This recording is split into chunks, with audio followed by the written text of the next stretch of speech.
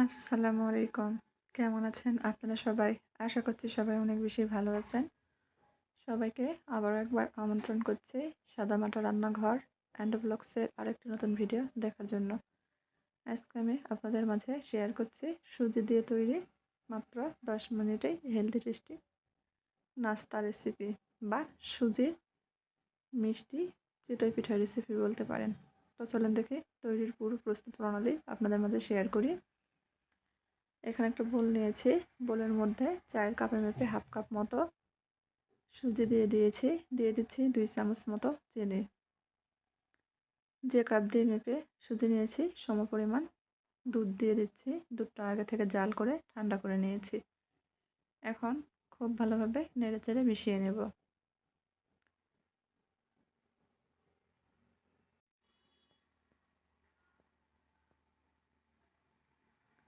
খুব ভালোভাবে নেড়েচেড়ে মিশিয়ে নিয়েছি।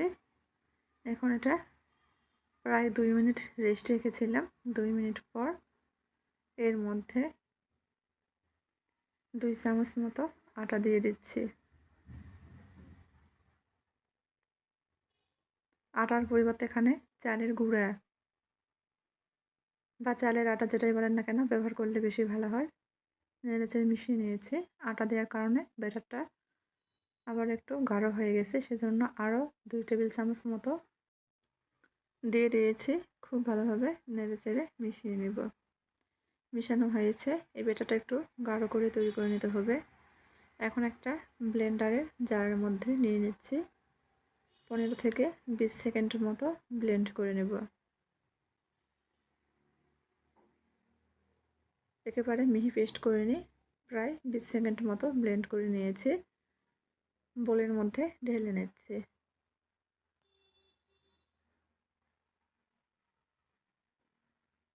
এই ঘনত্বটা দেখে দিচ্ছি, দেখেন।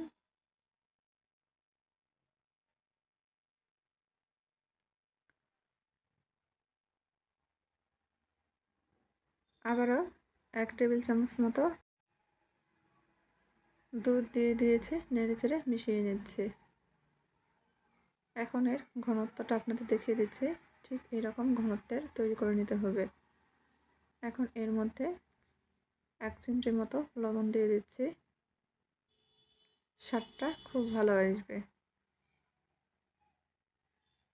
আজকের এই নাস্তা বা মিষ্টি চিতই পিঠা তৈরি করার ক্ষেত্রে আমি চিনি ব্যবহার করেছি। চাইলে স্কিপ করতে পারেন চিনিটা, কিংবা চিনির পরিবর্তে গুঁড়ো ব্যবহার করা যাবে। মিশানো হয়ে গেলে হাফ চামচের চেয়ে কম পরিমাণ বেকিং পাউডার ব্যবহার করেছি। নেড়েচেড়ে মিশিয়ে নিচ্ছি।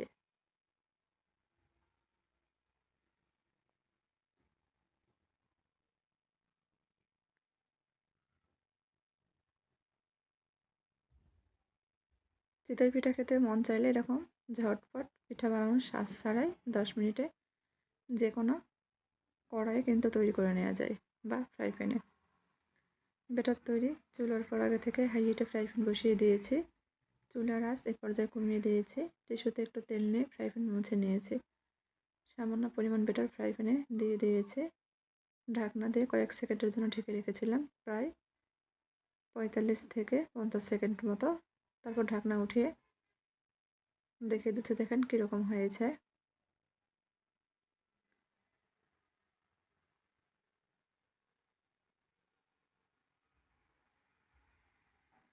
এভাবে সবগুলো তৈরি করে নিয়েছি।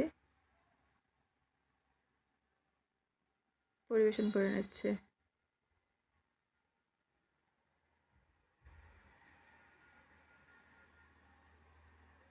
যাদের আমার মতো পিঠা বানানোর সাজ নেই তারা এভাবে তৈরি করে নিতে পারেন।